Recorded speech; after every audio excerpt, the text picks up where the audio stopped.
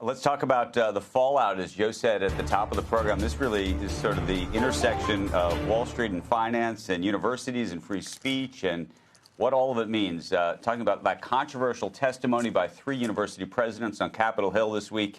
Here's one key exchange between UPenn President Liz Magill and New York Congresswoman Elise Stefanik. I am asking, specifically calling for the genocide of Jews. Does that constitute bullying or harassment? If it is directed and severe or pervasive, it is harassment. So the answer is yes.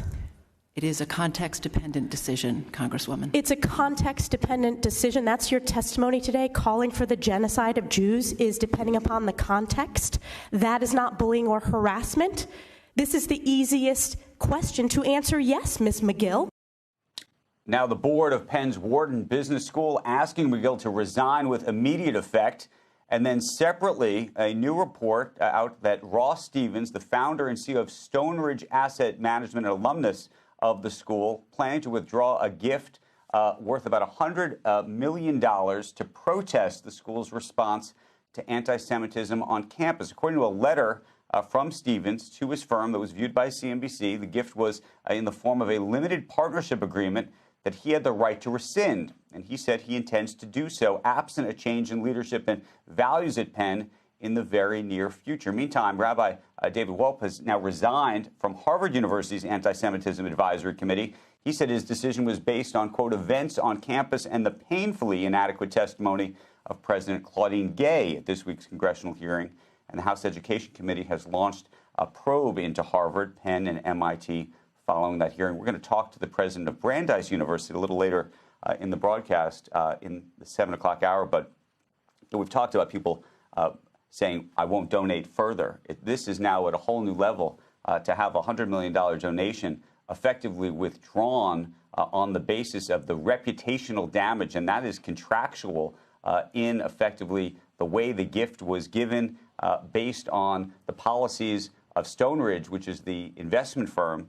And effectively what they're doing, because they own the firm, they're saying they're going to retire the units or retire the shares so that the University of Pennsylvania wouldn't be able to access them.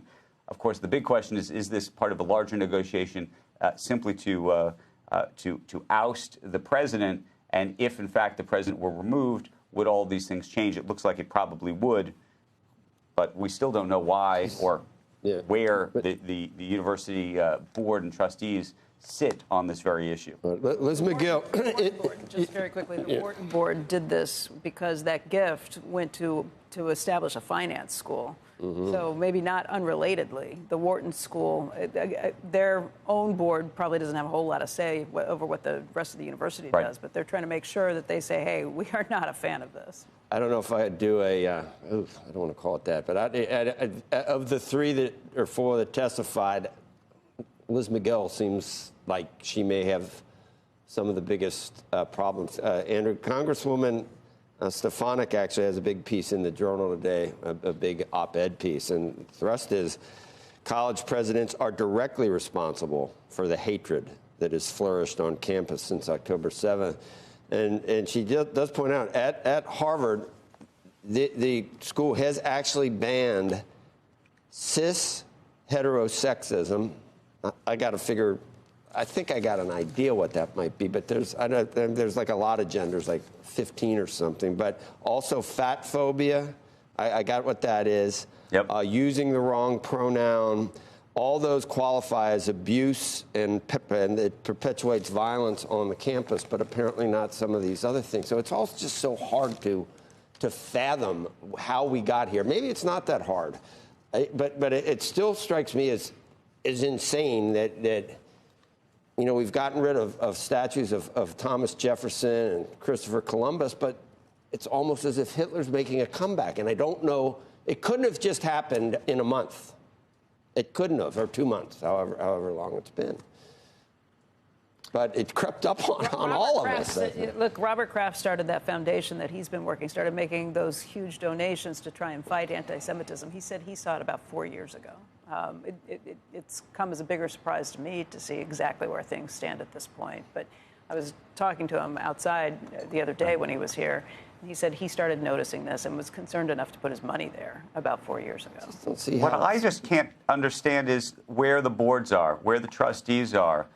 You know, there are some good people on these boards at these universities. Penny good people on Pritzker's both sides, Andrew. No, there are, but there are people who are at least that's up become a until cliche now, I would have told you are talented and thoughtful, and Yeah. it makes it a harder argument to say they're talented and thoughtful today, given that they have continued to support leaders that have equivocated on this issue in a way that I think the average, I would hope the average American would palpably, be disgusted. It's disgusting to see these things, and then to see these presidents. I mean, I think they know it's disgusting in part because the presidents almost invariably have backtracked a day or two after, and this keeps happening. They say, "Oh, it's fine," and then they apologize for what they did. But they had hired like PR firms to prepare them for the testimony in front of Congress, and that's what they came up with. So they couldn't, they supposedly had some qualifications to get hired as the president